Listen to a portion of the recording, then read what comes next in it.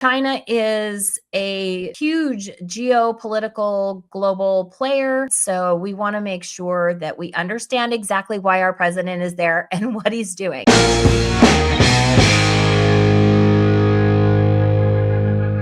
Hey, everybody, this is Kelly Jackson, and I am still not canceled, where we question everything, especially the narrative. I wanted to come in here today and talk a little bit about President Trump's visit to China. I don't know about you all, but I sometimes can find these things a little bit confusing. I'll admit, as a state level conservative grassroots activist, I tend to have a much greater focus on my state level and even county level politics. But when something like this happens, which I think President Trump is the first president, well, I mean, that can't be true because I know Obama, but they're saying something about the first president to visit since 1975, which was Gerald Ford. And I think Obama visited China, but obviously this would be different. I know that President Trump visited in 17, so I don't know where they're getting that, but it's a big deal.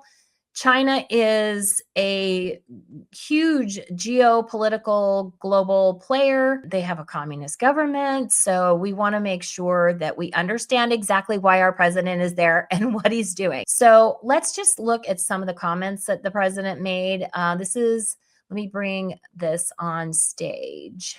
Well, thank you very much. This is a great honor. It was a fantastic day. And in particular, I want to thank President Xi, my friend, for this magnificent welcome. And it really was a magnificent welcome like none other. Seriously, if you guys saw the welcome, it was like, it's a small world. And every single massive parade you could ever imagine, like all rolled into one. That's what it made me think of. But it was huge. The pageantry was on full blast. And I'm pretty sure a guy like our president probably enjoyed it quite a bit. And for so graciously hosting us on this very historic state visit. We had extremely positive and productive conversations and meetings today with the Chinese delegation earlier, and this evening is another cherished opportunity to discuss among friends some of the things that we discussed today, all good for the United States and for China, and it was a great honor to be with you. Please.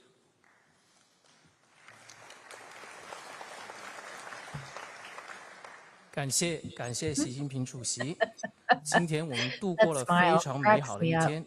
Okay, I think that's it. So, from what research I have gathered, the reason that China actually agreed to sit down to the table with our president is because they need some things. We need some things. I guess the things that they really need would be advanced computer chips, because they apparently have an issue with either producing those. We apparently corner the market on the most advanced chips, although I've got to wonder about Taiwan. So I don't know what's going on with that. I know that we have waited in anticipation of China invading and taking over Taiwan for years, but apparently the chips that they need come from us. So they also need oil. They have no oil. I think they are very reliant on places like Russia and Iran for their oil. I'm fairly certain that since now we have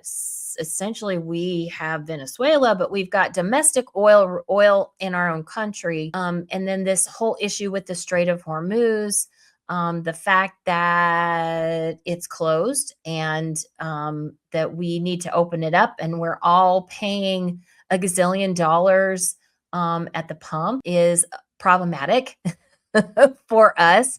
So I know that there were discussions about that. And so I think I'd have to go back to the tweet, but essentially there were deals made regarding China buying planes from us, 200 Boeing planes. We are going to get them to purchase some soybeans from our farmers, which is great. And then, of course, there are all those computer chips. They also agreed that Iran should not have a nuclear weapon. I think we all can agree Iran should not have a nuclear weapon. They would be willing to work together on that too.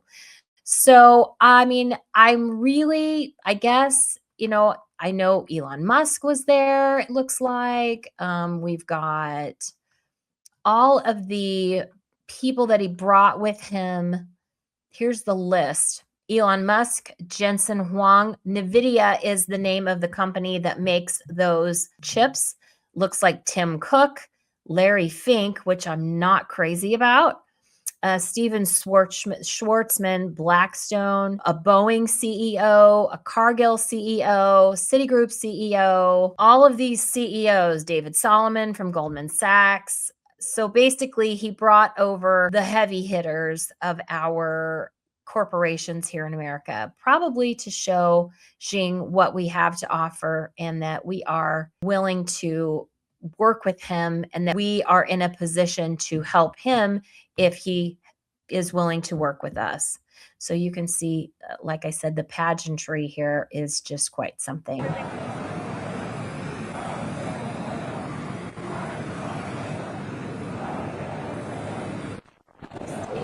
300 Chinese students waved American and Chinese flags, and 47 was presented with gifts.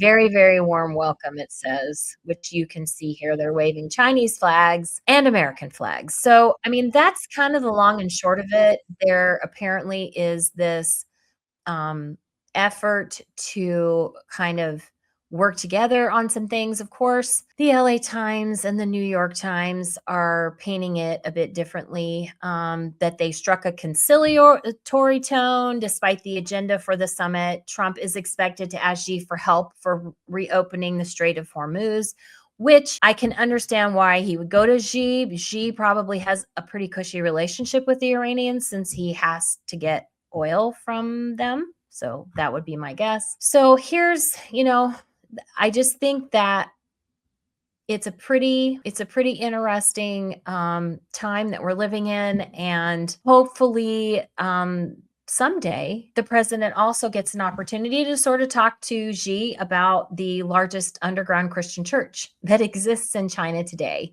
So those people, they cannot go and freely worship Jesus in public. They would be persecuted, as we all know. So I would love it if someday our president would go and advocate on behalf of all of the persecuted Christians in China. That would be a great day. So anyway, just wanted to go over some of those issues with you. I think it's important to talk about the very newsworthy things, especially when our president goes and visits a geopolitical heavy hitter like the Chinese. I hope he gets home safely. I pray for the president. I pray for all of our leaders, even the ones that I am not all that fond of. And I think that that is what we should all be doing as Christians, is praying for our leaders. So anyway, thanks everybody. Still not canceled. Kelly Jackson here. Question everything, especially the narrative. I'll be back again with another video tomorrow and the next day and the day after that, because it is the crazy world that we live in, and I am going to endeavor to try and make sense of it for you. Thanks so much. I'll talk to you another time. Bye-bye.